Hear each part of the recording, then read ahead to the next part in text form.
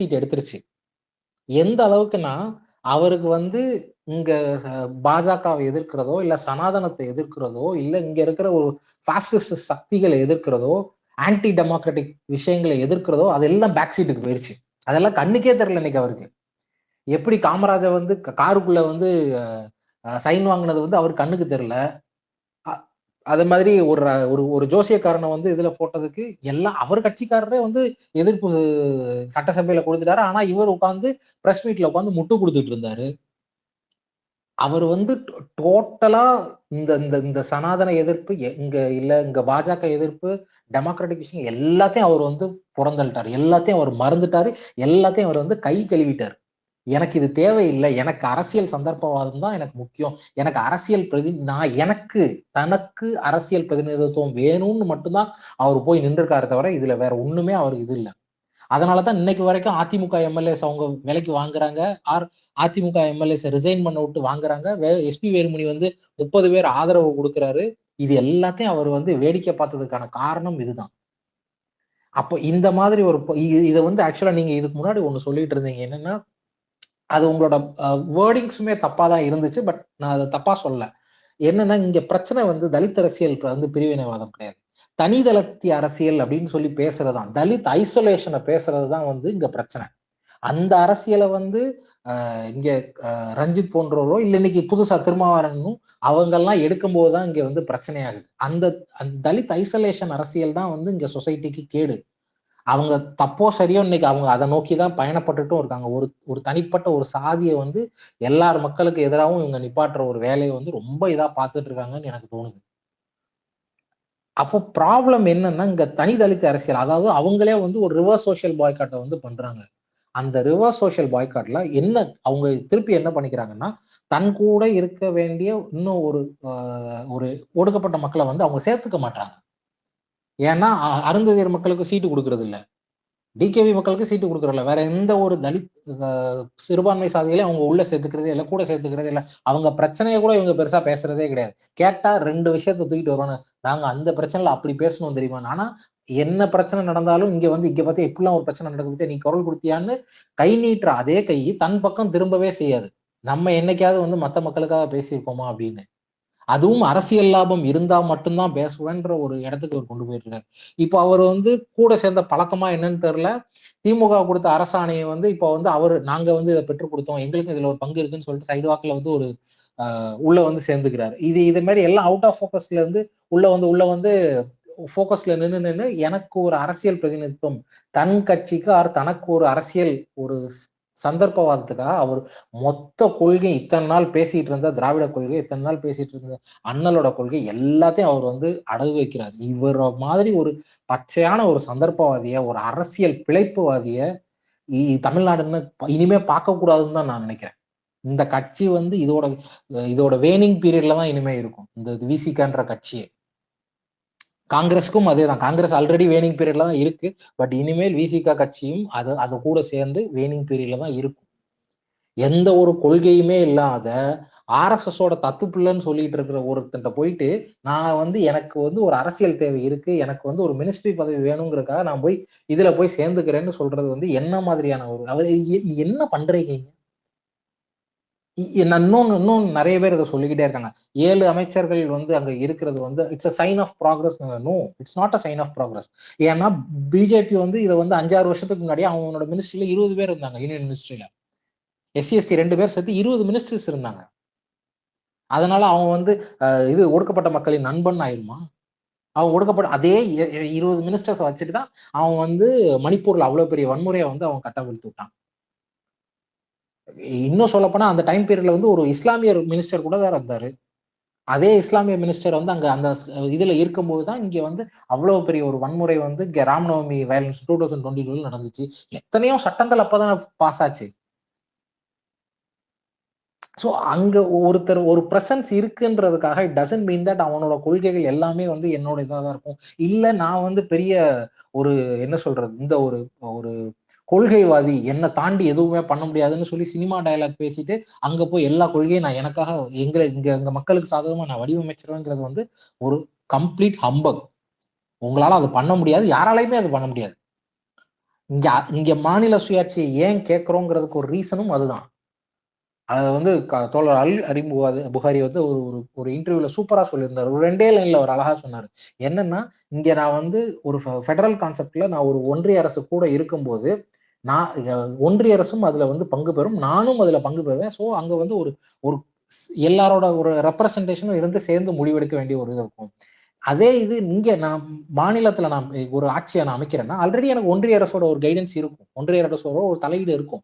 அதோட இதுல தான் நான் பண்ண முடியும். அப்படி இருக்கும்போது எனக்கு எக்ஸ்ட்ரா 2, 3 கட்சிகள் தேவையில்லை அப்படிங்கிற ஒரு இது ஒரு இது சொன்னாரு. இன்ன நட்ஷல் அதுதான். அப்போ இத கொண்டு போயிட்டு நீங்க மக்கள்கிட்ட பேசவும் முடியாது. அதே மாதிரி இத வந்து புரிஞ்சுக்க வேண்டிய யாருன்னா, இங்க இருக்கிற தலைவர்கள், இங்க வந்து இயக்கம் சார்ந்தோ, இல்ல கட்சி சார்ந்து அரசியல் பேசுற நபர்கள் இத புரிஞ்சுகிட்டு, இத வந்து மக்களுக்கான எளிய மொழியில எப்படி கடத்தணுங்கிறது தான் அதுதான் வந்து ஐடியல் கோலா இருக்கணும். ஆனா இங்க என்ன பிரச்சனை ஆகுதுன்னா, இங்க திருமாவளவன் மாதிரியோ, இல்ல ராகுல் காந்தி, காங்கிரஸ் மாதிரியோ இந்த துரோகிகள் என்ன பண்றாங்கன்னா, இப்படிலாம் இருக்கிற ஒரு விஷயத்த இவ்வளவு நாளும் மாநில சுயாட்சி, கூட்டாட்சி தத்துவம் அது இதுன்னு பேசிட்டு இருந்த வாய், இன்னைக்கு ஒரு அமைச்சர் கிடைக்குதுன்னு அது எல்லாத்தையும் காத்துல பறக்க விட்டுருச்சு. இன்னைக்கு ஒரு அமைச்சர் வந்துட்டது அப்படின்றதுனால இங்க நடந்த எந்த பிரச்சனையும் இதுக்கு நீங்க அப்படி பேசுனீங்களா, அதுக்கு நீங்க இப்படி பேசுனீங்களான்னு பேசின வாய் எல்லாமே இன்னைக்கு வந்து கம்முன்னு இருக்கு. என்ன உங்களுக்கு ஒரு அமைச்சர் கிடைச்சிட்டாரு, இவ்வளவுதானே. மக்கள் இதுல ஏதாவது மாறப்போகுதா அதனால? அண்ணல் இல்லாட்டி அண்ணல் வந்து பொலிட்டிக்கல் டெமோக்ரஸி கிடைச்சிருச்சுன்னா எல்லாமே சரியாயிரும் அண்ணலும் சொன்னாரா? இதை சொன்னா அவனை என்ன பண்றோம்னா, அண்ணல் இது தெரியாம தான் பூனா பேக்டுக்கு அவ்வளவு முயற்சி செஞ்சாரா அப்படின்ற மாதிரி கேள்வி கேட்பாங்க. அவர் எதை முன் வச்சாரு, அண்ணலோட அரசியல் என்ன, இதெல்லாம் வந்து எனக்கு உண்மையிலே கோபம் அதுதான். இவங்க வந்து திருப்பி திருப்பி அண்ணல் பேரை சொல்லி சொல்லி அந்த மக்களை ஏமாத்தி அந்த மக்களை வந்து இன்னைக்கு வந்து ஒரு ஒரு பொலிட்டிக்கல் விக்டிமா கொண்டு வந்து நிப்பாட்டிட்டாங்க. They are victims, political victims. அந்த மக்கள் வந்து ஒரு பொலிட்டிக்கல் விக்டிம்ஸ்.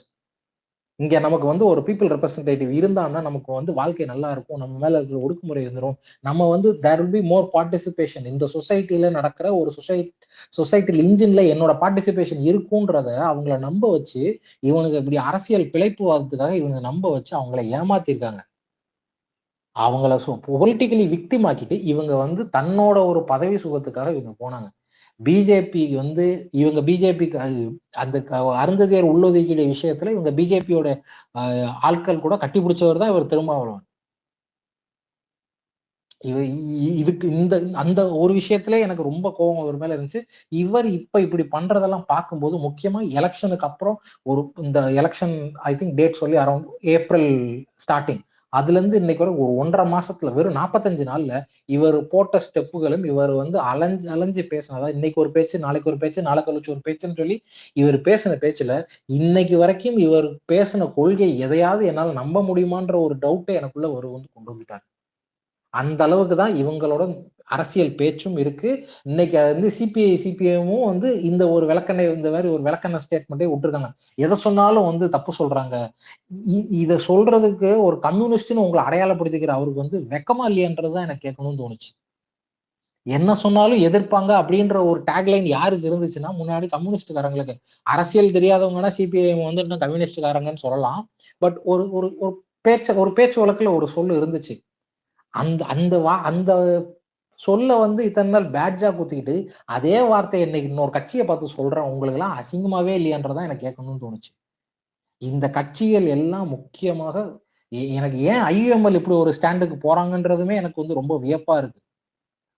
திருப்பரங்குன்றம் இஷ்யூல வந்து ஒரு வார்த்தை கூட சொல்லாத விஜய், அந்த இஷ்யூ அப்படி விட்டுருந்தாலே அது சால்வ் ஆயிருக்கும்னு சொல்ற விஜய் வந்து இன்னைக்கு இவங்களுக்கு வந்து அவ்வளவு நம்பிக்கைக்குரியவரா எப்படி தெரிகிறாருன்றதே எனக்கு புரியவே இல்லை. இந்த ஒரு அமைச்சர் சீட்டு தானா?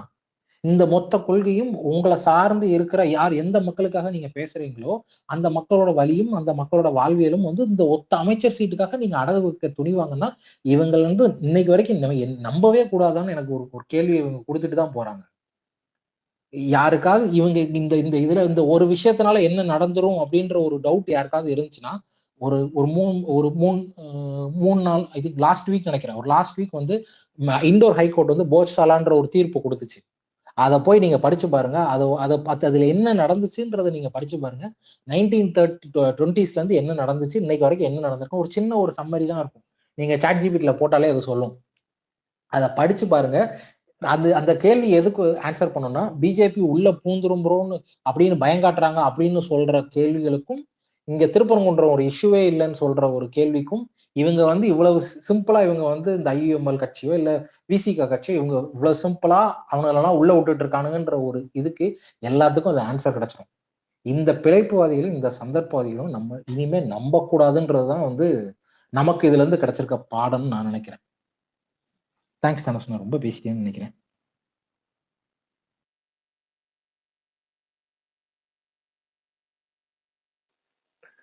ஓகே, அடுத்து நல்லா கரெக்டா சொன்னீங்க சத்யன் ப்ரோ. இது எந்த அளவுக்கு எங்க போய் முடியுதுன்னு நம்ம பார்ப்போம். எப்படியா இருந்தாலும் ஒரு 6 மாசத்துல கண்டிப்பா யூனியன் கவர்மெண்ட்ல இருந்து இங்க ஒன்னு ப்ரெஷர் பண்ணுவாங்க. கூட இருக்கிற அமைச்சர்களும் ஜோசப் விஜய் அவர்களும் என்ன பண்றாங்கன்னு நம்ம பார்க்க தானே போறோம்.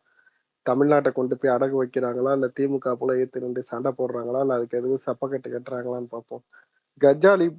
கஜாலி நீங்க பேசுறீங்க. கஜாலி அப்புறம் ஜான் தமிழ் சிங்க ஒரு பார்சலா பேசிருக்கேன். சீக்கிரம் முடிச்சிருந்தீங்கன்னா. தேங்க்ஸ். இங்க இப்ப திருமாக்கு வந்து இல்ல வேற வழியே கிடையாது. ஏன்னா அவருக்கு வந்து தெரியும் அவங்களோட ஓட் ஷேரிங் இருக்குல்ல, அவரோட முக்காவாசி ஓட்டு வந்து டிவிக்கு மாறிடுச்சு. அந்த பிள்ளைங்க அந்த இருக்கிற மக்கள் வந்து நிறைய மக்கள் வந்து என்ன ஆயிடுச்சுன்னா அவரோட ஓட் ஷேரிங் வந்து பிரிஞ்சு போச்சு, ஸ்பிளிட் ஆயிடுச்சு. ஸோ அதனால அவர் வேற வழியே இல்லை, சப்பக்கட்டு கட்டியே ஆகணும் விஜய்க்கு. அவர் வெளியில இருந்து ஆதரவு கொடுக்குறேன்னு சொல்லி ஆரம்பிச்சாரு, உள்ள போய் பவர்ல வந்துட்டாரு. இப்ப வேற வழியில் அவர் வெளில வந்தாரு வச்சுங்களேன், அவரோட ஓட்டு எல்லாம் காலி, துண்டா நின்றுவார் அவர் தனியா. ஈவன் டிஎம்கே கூட நிக்கலாட்டியும் அவரோட ஓட் ஷேரிங் என்ன ஆகும்னா ரொம்ப பிரிஞ்சு போச்சு. அவர் அந்த காட்டின அந்த 7% 8% என்னென்ன காட்டினாரோ எல்லாமே காலி, மேபி 2% நின்றுவார். ஸோ அவரை தன்னை காப்பாத்திக்கிறதுக்கும் ஓகே தன்னை கட்சி காப்பாத்துறதுக்கும் இப்ப அங்க போய் ஜம்ப் பண்ணிட்டாரு.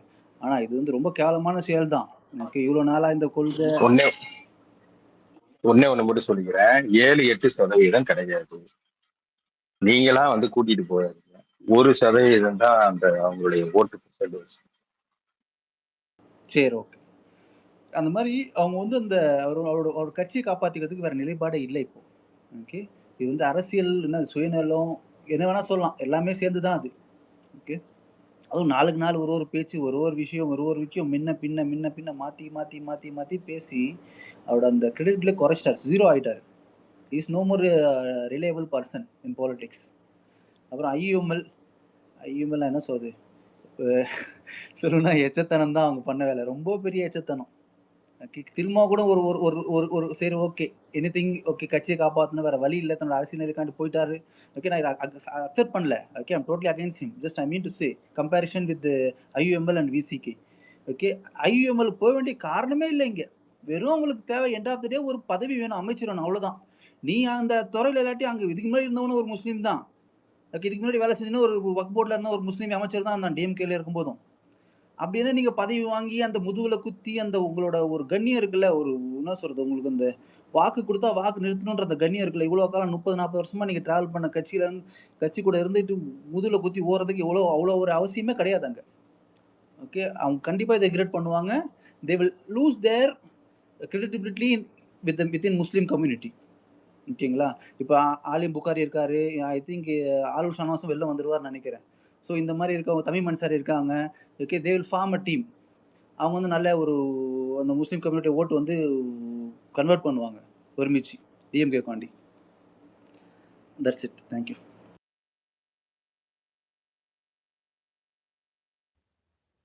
நான் பேசலாங்களா? எனக்கு வந்து வேற யார் மேலேயுமே பெருசா வந்து அவங்கவுங்க வந்து சின்ன கட்சி அவங்க ஏதோ அவங்கள வந்து ஏதோ பண்ணிட்டாங்கன்னு வச்சுக்கலாம். ஆனா அந்த காங்கிரஸ் முதல்வர் மட்டும் இந்த மன்னிக்கவே முடியாது. ஐயா ஏதோ சத்தம் கேக்குதுங்க, வாய்ஸ் சரியா கேட்க மாட்டேங்குது. கேக்குதுங்களா? இல்ல மத்த யாரு நம்பிக்கை துரோகம் பண்ணதை கூட சரி, அவங்க சின்ன கட்சி அவங்க வாழ்வாதாரம் போயிடுச்சு அப்படிங்கிற மாதிரி ஏத்துக்கிட்டு போயிடலாம். சரி, அவங்களுக்கு ஃபர்ஸ்ட் பதவி கிடைச்சிருக்கு அப்படின்னாது ஒத்துக்கலாம். ஆனா அந்த காங்கிரஸ்காரங்க பண்ண துரோகத்தை மட்டும் மறக்கவே முடியாது. அவனுங்க அந்த ஒரு டிவிக்கு கூட பேச்சுவார்த்தை நடத்துது அப்படிங்கிற மாதிரி இந்த பிரவீன் சக்கரவர்த்தியும் இந்த எவனோ ஒருத்தனும் ட்வீட் அப்போதான் வந்து நம்ம தமிழ்நாடு பொருளாதார வளர்ச்சியில நல்லா வளர்ந்துருக்கு அப்படிங்கிற மாதிரி ரிசர்வ் பேங்க் வந்து ஒரு நோட்டிபிகேஷன் போட்டுச்சு. அப்ப வந்து இந்த நாய் என்ன சொன்னா, இவ்வளவுக்கான கடன் இருக்குது, இவ்வளவுக்கான கடன் இருந்துகிட்டு இந்த வளர்ச்சி எல்லாம் ஒண்ணுமே இல்லை அப்படிங்கிற மாதிரி வந்து அவன் யாரோ ஒரு காங்கிரஸ்காரன் தான் ஃபர்ஸ்ட் போட்டான். அததான் வந்து ஆக்சுவலா வந்து இந்த பொருளாதார வளர்ச்சியே மக்கள் மத்தியில வந்து ஒண்ணுமே இல்லைங்கிற மாதிரியான ஒரு பிம்பத்தை கிரியேட் பண்றதுக்கு டிவிகே காரனுக்கு ஒரு முக்கியமான பாயிண்ட். அதாவது இவ்வளவு காண கடன் வாங்கியிருக்கு, அப்புறம் என்ன பொருளாதார வளர்ச்சி, கடன் வாங்கிட்டு பொருளாதார வளர்ச்சி, கடன் வாங்கிட்டு பொருளாதார வளர்ச்சின்னு இப்படியே பேசுறானுங்க. அந்த அந்த பொருளாதார வளர்ச்சிக்கான கிரெடிட்டே வந்து மக்கள் கிட்ட சேர விடாம ஆக்குனது அந்த நாய் தான். அது எவன் எனக்கு கரெக்டா தெரியல, ஆனா அந்த ட்வீட் தான் அவன் ஃபர்ஸ்ட் போட்டிருந்தான். அந்த அவனுங்களை வந்து அப்பமே டிஎம்கே வந்து அடிச்சு துரத்தி போட நாயேன்னு விரட்டி விட்டுருக்கணும். இந்த அட்லீஸ்ட் வந்து இவனுங்க முதுகு குத்தாமலாவது இருந்தப்ப நம்ம ஆளுங்க வந்து நம்ம ஆளுங்களுக்கு இன்னும் ஒரு 10 சீட்டு 20 சீட்டாவது கிடைச்சிருக்கும். இவ்வளவு பெர்சன்டேஜே வந்திருந்தா கூட நம்ம ஆளுங்க சொந்தமாவே வந்து அந்த தொகுதியிலேயே நின்றுருந்தா அவங்க தொழில 28 தொகுதியில குறைஞ்சது இன்னொரு 10 தொகுதியாவது ஜெயிச்சிருப்போம். அவனுங்களை மட்டும் என்னால மன்னிக்கவே முடியாது. இந்த காங்கிரஸ் நாயங்க எப்ப டிஎம்கே இருந்தாலும் சரி, அதோட டிஎம்கேக்கு நான் ஓட்டு போடுறதே விட்டுருவேன். இந்த மாதிரி நம்பிக்கை துறையை திருப்பி முதுகுலதான் குத்துவானுங்க பரதேசி நாய்ங்க.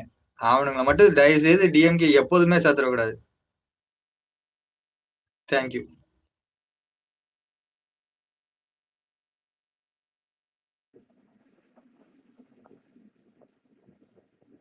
ஓகே, அடுத்த ஆள் ஒரே பேசுங்க. விஷயம் ஹாப்பி மீ. இல்ல ஹாப்பி மீ ரொம்ப நேரமா இருக்காங்க. இல்லடா, அதுக்கு முன்னாடியே ஜான் சுரேஷ் ரொம்ப நேரம் வெயிட் பண்றாரு. இல்ல பேசிட்டேன், ஹாப்பி நியூ இயர் பேசிட்டேன், அதுக்கப்புறம் பேசுறேன். எனக்கு தெரிஞ்சு சத்யன் சார் வந்து சொன்னது வந்து அப்சல்யூட்லி கரெக்ட். ப்ராபப்ளி நம்ம வந்து ஒரு ஹைண்ட்சைட்ல வந்து இந்த என்டையர் எலெக்ஷனையுமே வந்து ஒரு ஹைண்ட்சைட்ல தான் நம்ம விட்ட மாதிரி இருக்கு. மற்றபடி நமக்கு மேஜரா ஒரு இன்கம்பரன்சியோ அந்த மாதிரி எதுவுமே வந்து ஃபீல்ல இல்லை.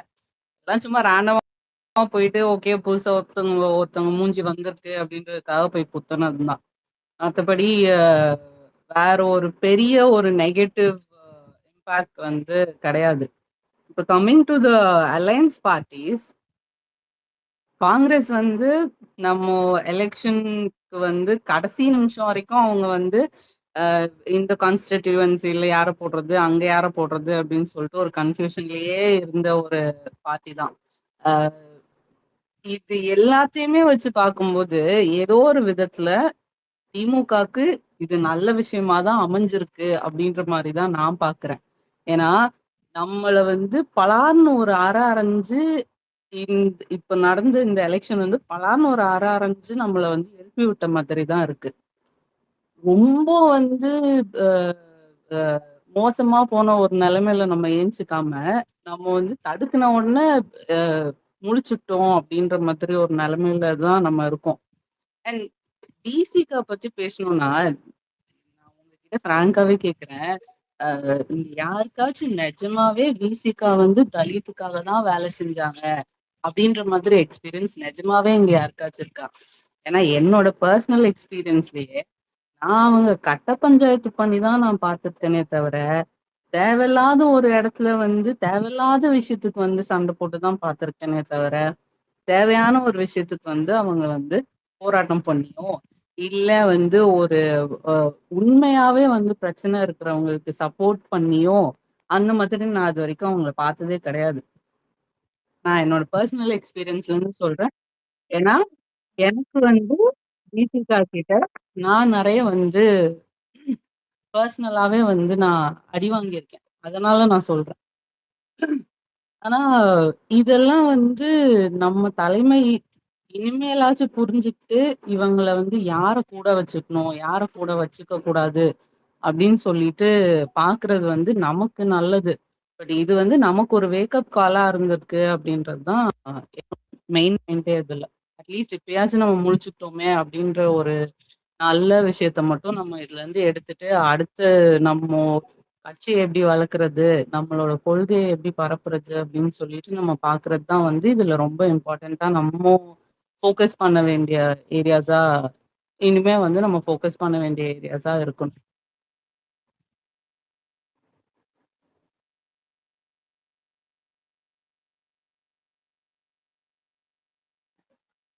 பேசுங்க தமிழ். தமிழா சுரேஷ் சொல்ல நீங்க பேசுறீங்களா?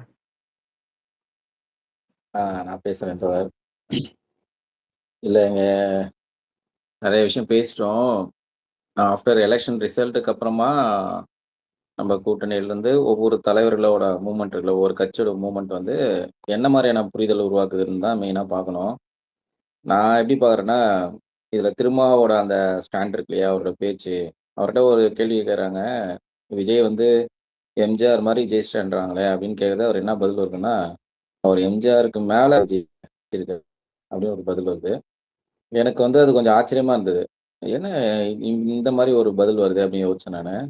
பட் ஆனால் இன்ஃபேக்ட் அவர் என்ன பண்ணியிருக்காருன்னா, இதுவே வந்து திருமாவளவன் அந்த இடத்துல வேற ஒருத்தர் ஏதோ ஒரு தலைவர்னு வச்சுங்களேன், அந்த கருத்துக்கள் அதாவதுன்னா வெளியே இருந்து ஆதரவு தரோம். விஜய் வந்து என்கிட்ட ஃபோன் பண்ணாப்புல, ஆதவும் என்கிட்ட ஆதரவு கேட்டிருக்காப்புல. அதுக்கப்புறம் என்னன்னா, நாங்கள் கொடுக்கலன்னா வந்து குடியரசுத் தலைவர் ஆட்சி வந்துடும், அதனால் நான் வெளியே இருந்து ஆதரவு தரோம். நாங்கள் வந்து ஸ்டாலின் கிட்டேயும் வந்து பேசிட்டோம், அதனால் எந்த பிரச்சனையும் இல்லை, வெளியே இருந்து ஆதரவு தரோம்.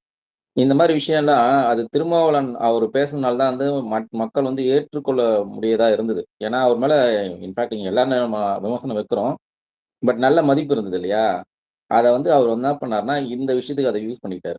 அது ஒரு ஒரு ஒரு சில விஷயத்த ஒருத்தர் பண்ணாதான் ஏற்றுப்பாங்க, ஒரு சிலர் பண்ணாலும் ஏற்றுக்க முடியாது. எனக்கு திருமாவளவன் பண்ணும்போது எனக்கு அவர் மேலே ரொம்ப கோவம் வந்தது. ஏன்னா அவர் மேலே ரொம்ப ரெஸ்பெக்ட் வச்சுருந்தோம் நாங்கள். நான் இன்ஃபேக்ட் என்னோட புரிதலே சொல்கிறேன், ரொம்ப ரெஸ்பெக்ட் வச்சுருந்தோம். பட் உங்களோட அந்த நாலேஜ் ப்ளஸ் உங்களோட அந்த ரெஸ்பெக்டை வந்து இதுக்கு நீங்கள் பயன்படுத்துறீங்களே. ஏன்னா வேற யாருன்னா அதை பண்ணியிருந்தா கூட டக்குன்னு நம்மளுக்கு கோவம் வந்திருக்கும், இல்லை வந்து ஒரு விமர்சனம் வந்திருக்கும், இல்லை அதை ஏற்றுக்க மாட்டோம். அது உண்மைதான் பொழுது இப்படி பண்ணலைன்னா இந்த மாதிரி இஷ்யூ வரும் பொழுது அப்படிதான் நான் வந்து ஃபர்ஸ்ட் ஸ்டார்டிங்கில் பண்ணேன். அதுக்கப்புறம் என்ன சொல்கிறாரு, ஸ்டாலின் கிட்ட வந்து நாங்கள் வந்து வெளியே இருந்து ஆதரவு சொன்னோம், அமைச்சரவையில் பங்கு பெறுவது அவர்கிட்ட என்னால் சொல்ல முடியல, அவருக்கு நாங்கள் சொல்லலை, என்னால் கேட்டால் என்னால் சொல்ல முடியல. அப்புறம் திமுக அதிமுக வந்து கூட்டணியாக இருக்கிறதாக காசிப் வந்துச்சு, ஏன்னா முதல்வர் ஆக்குறான்னு சொல்லியிருந்தாங்க. இதெல்லாம் எனக்கு புரியலங்க. இது இந்த இந்த ஸ்டாண்ட்லாம் வேற ஒருத்தவங்க யாருன்னா பேசியிருந்தா கண்டிப்பாக விமர்சனங்கள் பயங்கரமாக வந்திருக்கும். நம்ம என்ன பண்ணிட்டோன்னா, அவர் வந்து கொஞ்சம் நல்லா அப்கிரேட் பண்ணியே வச்சிருக்கோம்னு நினைக்கிறேன். ஏன்னா இதுவே அன்புமணி பேசும்போது சாதி அழகிய சொல்லும்போது எவ்வளோ விமர்சனம் இங்கே வந்தது. அது ரொம்ப அந்த அளவுக்கு விமர்சனம் ஆயிடுச்சு இல்லையா? பட் ஆனால் அந்த அளவுக்கு விமர்சனம் வந்து இதுக்கு வந்திருக்கலாம், இந்த இந்த பேச்சுக்கெல்லாம். பட் நம்ம அதை வந்து அவர் ஏற்கனவே இருந்த அந்த மதிப்பின் காரணமாக அப்படியே கடந்து போயிட்டோம். அதனாலே நான் நிறைய எனக்கு எனக்கு எனக்கு பிடிக்கலங்க. எனக்கு வெளியே இருந்து ஆதரவும் பிடிக்கல. நீங்க அவரு விஜய் பண்ணதும் பிடிக்கல. இதில என்ன தவறு ஆகுதுன்னா, விஜய் பண்ற அந்த அட்டூழியம் இருக்கு இல்லையா? எதிர்க்கூட்டணியிலேருந்து வாங்குறாரு இல்லையா? அந்த அரசியல யாருமே வந்து பேசவே இல்ல. திமுக அந்த ஸ்டாண்ட் எடுத்தது எனக்கு பிடிக்கல. எனக்கு என்னோட பர்சனல் சொல்றேன். நீங்க குடியரசுத் தலைவர் ஆட்சி வந்தா வந்துட்டு போகுது. நம்ம வந்து டிவிக்கு வந்து ஆட்சி அமைக்கிறது நம்ம வந்து கட்சி நடத்தல. என்னோட ஸ்டாண்டுங்க இது. நான் சொல்லிர்றேன். என்னோட புரிதலே சொல்லிர்றேன். எனக்கு கஷ்டமா தான் இருந்தது. திமுக அந்த வார்த்தையும் சொல்லியிருக்கக்கூடாது. அப்படியே விட்டுருக்கணும். கூட்டணிகள் வந்து என்ன முடிவு பண்ணாலும் அவங்களோட ஸ்டாண்ட் அவங்க பண்ணிக்கிட்டோம். மக்கள் வந்து என்ன முடிவு பண்ணோம் பண்ணிட்டோம். ஆனா நம்ம அரசியல் என்ன அம்பலப்படுத்தியிருக்கோம்னா, டிவிகே வந்து திமுக கூட்டணியிலேருந்து இந்த மாரி வந்து வாங்குது. விசிகாவுக்கு ஓட்டு போட்டவங்க திமுக வரணும் தான் ஓட்டு போட்டாங்க. கம்யூனிஸ்டுக்கு ஓட்டு போட்டவங்க திமுக வரணும் தான் ஓட்டு போட்டாங்க. ஐயுஎம்எல்க்கு ஓட்டு போட்டவங்க திமுக வரணும் தான் ஓட்டு போட்டாங்க. இந்த ஓட்டுகள்லாம் வாங்குது அப்படின்னு சொல்லி நம்ம அரசியல் படுத்தியிருக்கணும். நம்ம படுத்தல. இப்போ ஒரு விஷயம் நடந்துச்சு இல்லையா? இப்போ அந்த 4 எம்எல்ஏ போய் வந்து அதிமுகலேருந்து ரிசைன் பண்ணிட்டு, அவங்க வந்து டிவிகேல ஜாயின் பண்றாங்க. கீழ வந்து ரிசைன் பண்றாங்க. மேல போய் சால்வ போடுறாங்க. நான் என்ன கேட்கிறேன்னா, இப்போ திருமாவளவனோட ஸ்டேட்மெண்ட் எப்படி இருக்குன்னா, ஃபர்ஸ்ட் ஸ்டேட்மெண்ட் எப்படி வருதுன்னா, விஜய் வந்து நாங்க வந்து எக்காரணத்துக்கும் ஆதரவு விடமாட்டோம். அது வந்து எங்கள ஆதரவு போயிடும்னு நினைச்சு இந்த மாரி பண்றாருன்னு நினைக்கிறேன். அது மாரிலாம் நினைக்க வேணாம் அவரு. ஆனா இந்த மாரி வந்து அதிமுக வந்து ரிசைன் பண்ணி போறது வந்து தப்பு. எங்களால ஏற்றுக்கொள்ள முடியாது. இவர் முதல்ல வாயில என்ன வந்திருக்கணும்? ஃபர்ஸ்ட் ஸ்டேட்மெண்ட் என்ன வந்திருக்கணும்னா, 3 எம்எல்ஏ ரிசைன் பண்றது தப்புங்க. அவங்க வந்து 4 எம்எல்ஏ ரிசைன் பண்றாங்கன்னா, அவங்க வந்து ரெட்டையில வந்து ஜெயிச்சு அதுக்காக தான் ஓட்டு போட்டுருக்காங்க. ஒரு மக்களோட அந்த எஃபெக்ட் இருக்கு இல்லையா? ஓட்டுக்காக போய் நின்னு, ஒரு நாள் ஃபுல்லா பிரச்சாரத்த கேட்டு இவங்கள செலக்ட் பண்ணலாம்னு போடுறாங்கல்ல, அதுக்கு என்ன மதிப்பு இருக்கு? 21 நாள்ல அவரு ரிசைன் பண்ணிட்டு போயிடுவாரு. அதற்கு இவரு படித்தவரு, ரொம்ப அந்த அரசியல் அறிவு நெறைய இருக்கு. அதுதானே முதல்ல கண்டனம் தெரிவிச்சுக்கணும். ஏன் வந்து மக்களோட உணர்வ நீங்க மதிக்கல? இது தப்பு இல்லையா? அந்த உணர்வு தான் முதல்ல வந்து மேலிடணும். அதுக்கப்புறம் தான் என்ன சொல்லணும்னா, நாங்க உங்களுக்கு சப்போர்ட் குடுப்போங்க. நீங்க ஏன் கவலைப்படுறீங்கன்னு சொல்லியிருக்கணும். பட் அவரோட ஸ்டேட்மெண்ட் எப்படி வருதுன்னா, விஜய் வந்து இத யோசிக்க வேணாம். நாங்க சப்போர்ட் பண்ணுவோம். எக்காரணத்தாலும் குடுத்துருவோம். அப்படின்ற மாரி சொல்லிட்டு இத சொல்றது, அந்த எனக்கு அது ஒரு கேட்சாவும் இல்ல. அது அவரோட அந்த அரசியலோட இதுவே அது கிளியரா தெரிஞ்சிருது. இது தப்பான வழியில தான் போயிட்டு இருக்கு அப்படின்றது கிளியரா தெரியுது. இந்த எனக்கு இந்த டிவிகேவோட அந்த ஸ்டாண்ட வந்து ரொம்ப உடைக்கணுங்க. ஏன்னா ஒரு கட்சி 2ஆ உடைஞ்சிருக்கு. அந்த கட்சியில போய் ஒரு குரூப்ப பார்த்து சால்வ் போடுறது. அதெல்லாம் நம்ம தமிழ்நாட்டுல யாருமே பார்த்துருக்க மாட்டோம். அதில் 25 எம்எல்ஏ வந்து ஆதரவு தெரிவிக்கிறாங்க. இப்போ இவங்கெல்லாம் என்ன பண்ணுறாங்கன்னா, திருந்திட்டோம் நாங்கள் அப்படின்னு சொல்லிட்டு மன்னிப்பு லெட்டர் கொடுக்குறாங்க. அப்போ ஓட்டு போட்ட அந்த 144 கணக்கு குறையுமா, இல்லை வந்து இவங்க திருப்பி அதிக பெரும்